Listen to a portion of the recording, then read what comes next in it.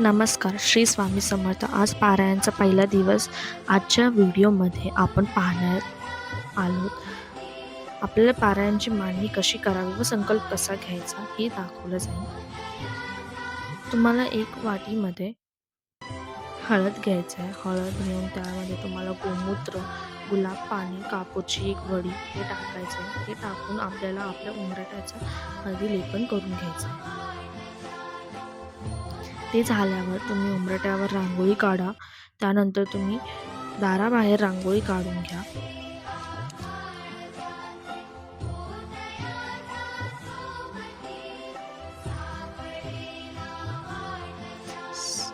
त्यानंतर मी स्वामींचं फोटो घेतलं. स्वामींच्या फोटोची माळ काढली, दुसरी माळ घातली.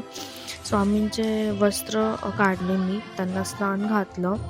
स्नान घालताना मी पंचामृत घेतलं. पंचामृतमध्ये तुम्हाला टाकायचं आहे दही, दूध, तूप, मध, साखर आणि तुळशीचं एक पान पण टाकू शकता तुम्ही.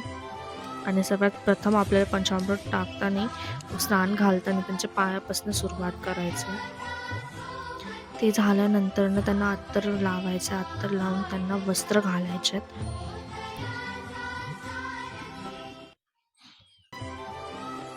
पाटावरती हळद कुंकू, तांदूळ टाकायचे. गणपती बाप्पा ठेवलेत मी इथं. पारायणची सुरुवात करण्याआधी आपण संकल्प घ्यायचा आहे. मला पाणी घ्यायचं आहे एका हातात पाणी घेऊन तुम्हाला बोलायचं आहे ओम केशवाय नमः आणि पाणी प्यायचं आहे. दुसऱ्यांदा पाणी घ्यायचं आहे ओम महादेवा नमः बोलून ते पाणी प्यायचं आहे. तिसऱ्यांदा पाणी घ्यायचं आहे, बोलायचं आहे ओम नारायण नमः म्हणून ते पाणी प्यायचं आहे. चौथ्यांदा पाणी घ्यायचं आहे ओम गोविंदाय नमः बोलून ते पाणी पाडायचं आहे. त्यानंतर तुम्हाला हातात घ्यायचं आहे हळद कुंकू, थोडंसं फूल आणि बोलायचं आहे.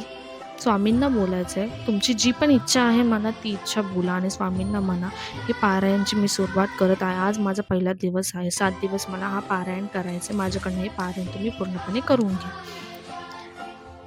व्हिडिओ आवडला असेल तर चॅनलला फॉलो करा, सबस्क्राईब करा, लाईक करा. अजून असे तुम्हाला व्हिडिओ भेटतील त्यासाठी बेल आयकॉन क्लिक करा.